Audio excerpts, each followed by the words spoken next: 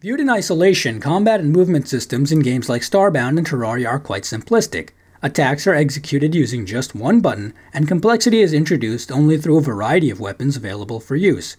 For example, switching between a bow and a broadsword for ranged and melee attacks. Looking at the movements, you have the basics of jumping and walking. Starbound also has text for things like double jumping and air dashing, but they don't play a vital role in the movement. This is not an NES platformer with careful level design that makes the most of the movement mechanics. This is an apparent weakness, however, it's really just a consequence of the game's greatest strength. The main attraction, after all, is environmental manipulation.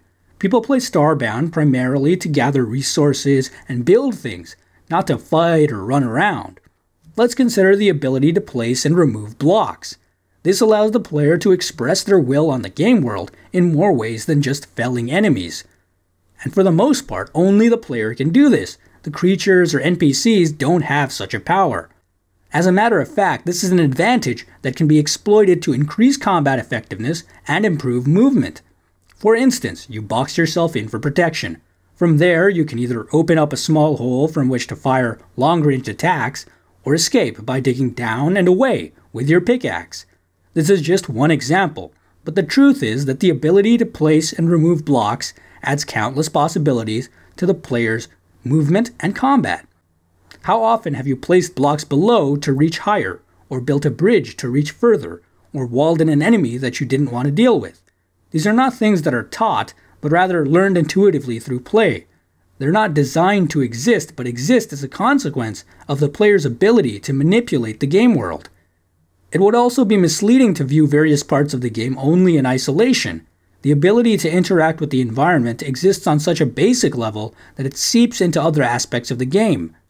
Unlike crafting, which takes place in a distinct menu, combat, movement, and manipulation exist in the same dimension and use the same controls.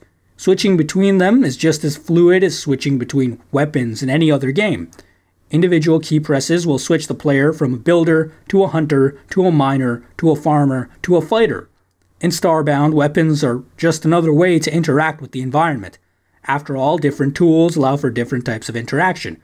Axes are used to cut trees, pickaxes are used to dig the ground, hoes are used to till land, and weapons are used to slay creatures.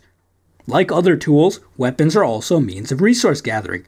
Bows provide meat for sustenance, and melee weapons provide pixels for crafting and trade. There are even tools to aid movement, like platforms and climbing ropes. Other games take a combat system and add opportunities for environmental interaction, like shooting explosive barrels or knocking enemies off of cliffs.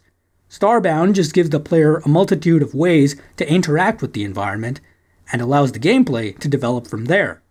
The resulting systems look shallow at first glance, but offer depth through cohesiveness. The combat and movement are simply avenues through which the core environmental manipulation is expressed. Thank you very much for watching, and a shout out to Bogmod for helping me out with this video.